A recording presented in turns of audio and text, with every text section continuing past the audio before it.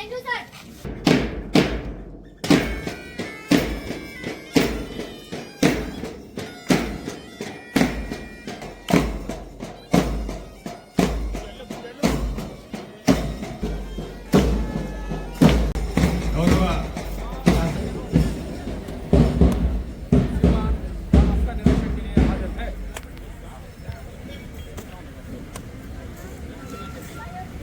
అదేవిధంగా ఆర్డీఓ గారు ఇవ్వాల్సిందిగా కోరుతున్నాం.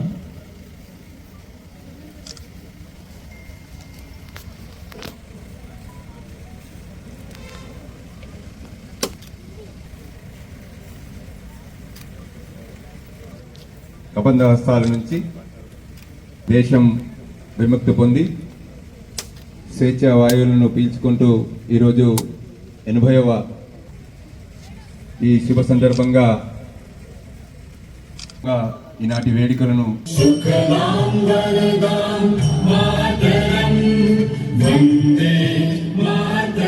స్టేట్ గారు పతాకావిష్కరణ గావిస్తున్నారు.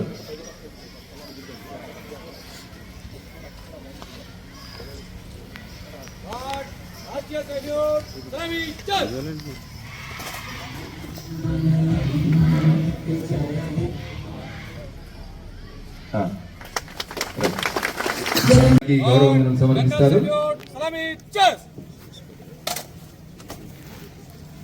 गार्ड बाजू चस,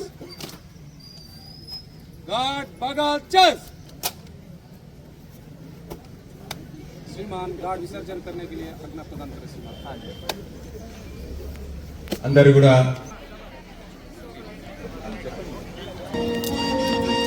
ఏడు గిరులాగా ఏడుకొండల వెంకటేశ్వర స్వామి ప్రాజెక్ట్ అధికారి గారికి ధన్యవాదాలు తెలియజేస్తూ చూడండి.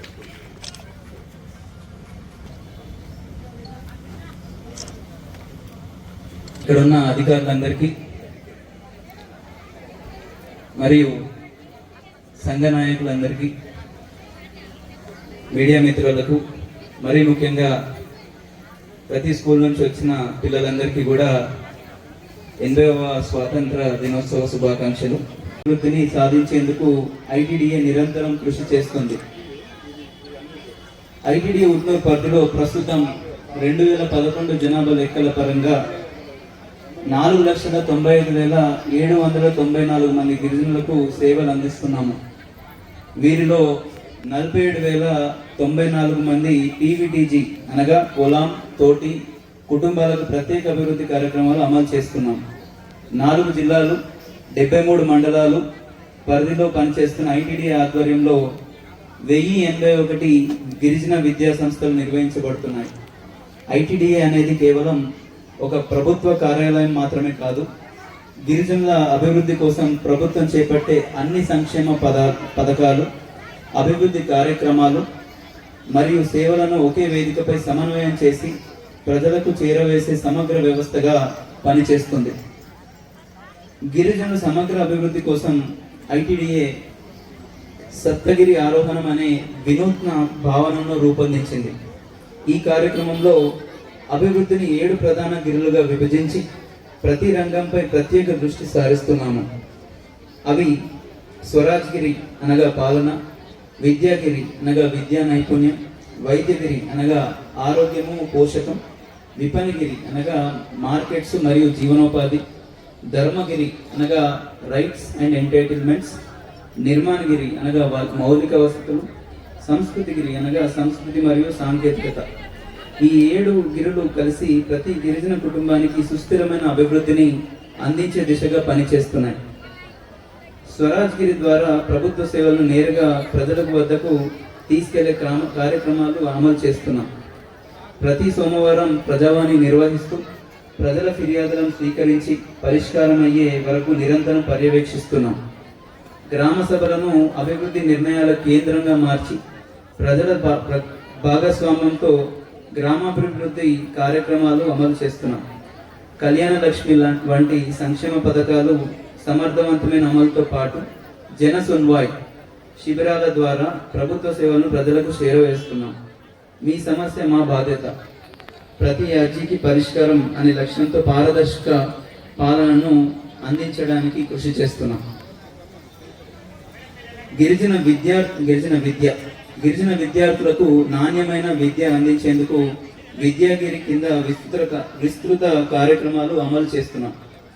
ప్రస్తుతం 1081 విద్యా సంస్థల్లో 45,331 మంది విద్యార్థులు విద్యను అభ్యసిస్తున్నారు. గత విద్యా సంవత్సరంలో ఎస్ఎస్సి ఫలితాల్లో కూడా 98.17% ఉత్తీర్ణత సాధించడం విశేషం.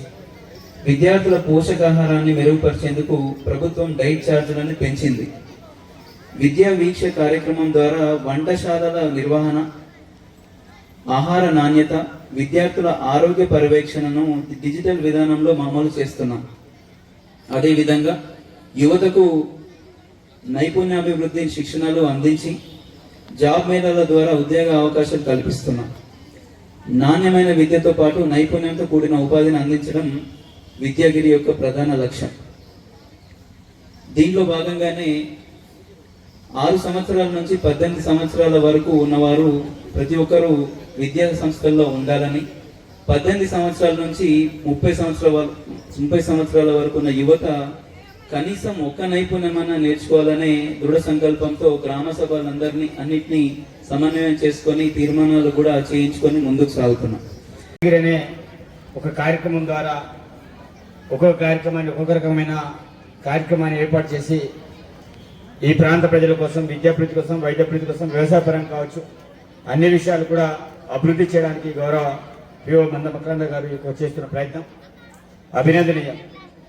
వాస్తవంగా మనందరికీ తెలుసు, తను వచ్చిన తర్వాత ఒక్కొక్క యాంగిల్లో ఒక్కొక్క రకమైన కార్యక్రమాన్ని చేపడుతూ, ప్రత్యేకించి తను చెప్పే క్రమంలో గిరిజన సంక్షేమ శాఖకు సంబంధించిన అంశాల విషయంలో చాలా విషయాలు సుదీర్ఘంగా మాట్లాడడం అనేది జరిగింది.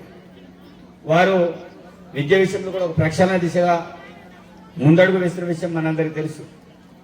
వైద్యపరంగా కావచ్చు, విద్యాపరంగా కావచ్చు, వ్యవసాయపరంగా కావచ్చు, అన్ని విషయాలు కూడా ప్రతి దాంట్లో కూడా ఒక మార్పు తీసుకురావాలనే ఆలోచనతో గౌరవ పిఓ గారు ఉన్నారు.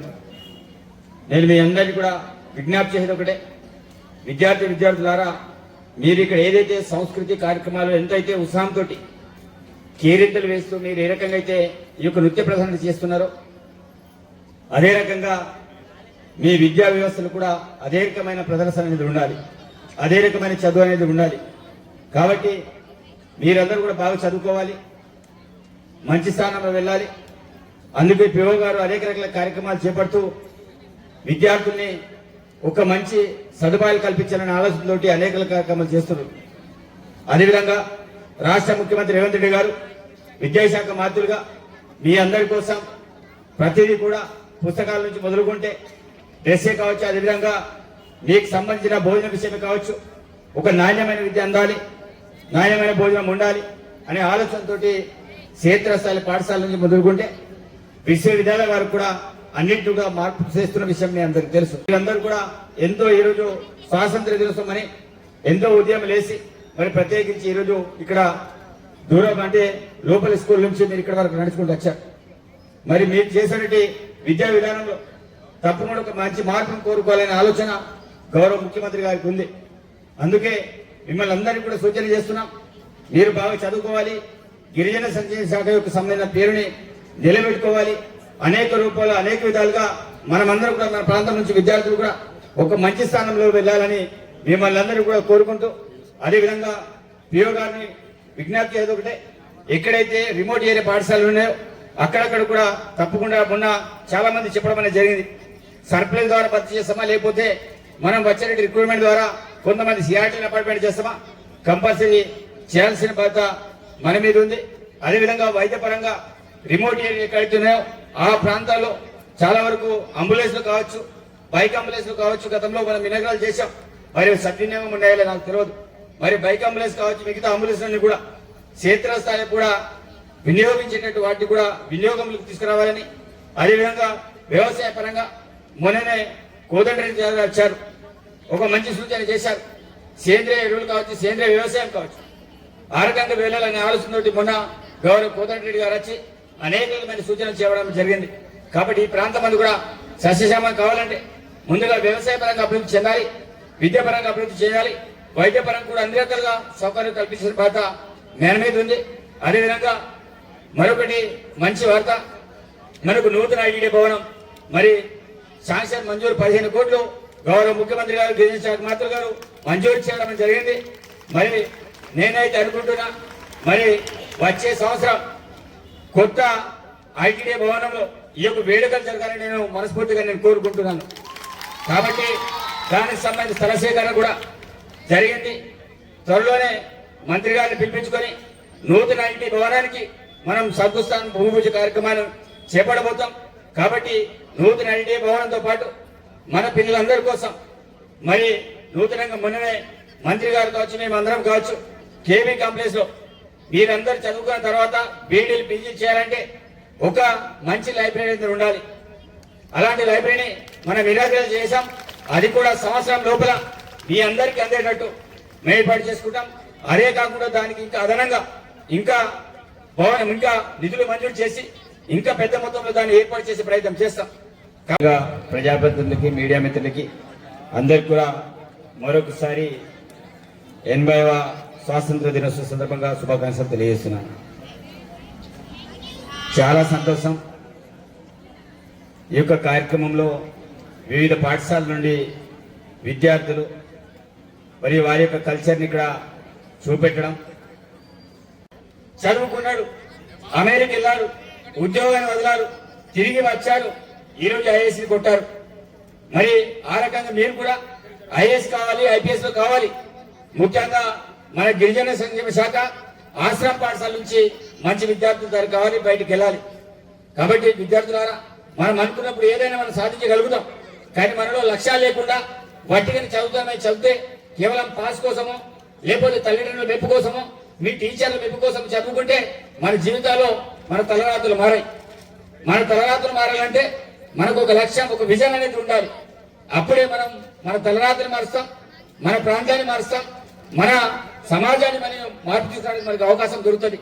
ఈ రోజు పిఓ గారికి తక్కువ వయసులో మరి మన ప్రాంతానికి ఐటీ పిఓ రావడం అనేది జరిగింది. వారికి ఒక మంచి అవకాశం వచ్చింది. ఈ రోజు మీ బిడ్డగా, మీ తమ్ముడుగా, మీ అన్నగా ఈ ప్రాంతంలో మరి తక్కువ వయసులో ఎమ్మెల్యే కావడం జరిగింది. మరి చాలా రకాల కంటే ఇలాంటి పోస్టుల్లో వచ్చినప్పుడు మనం అనేక రకాల సర్వీస్ చేయడానికి ఆస్కారం ఉంటుంది.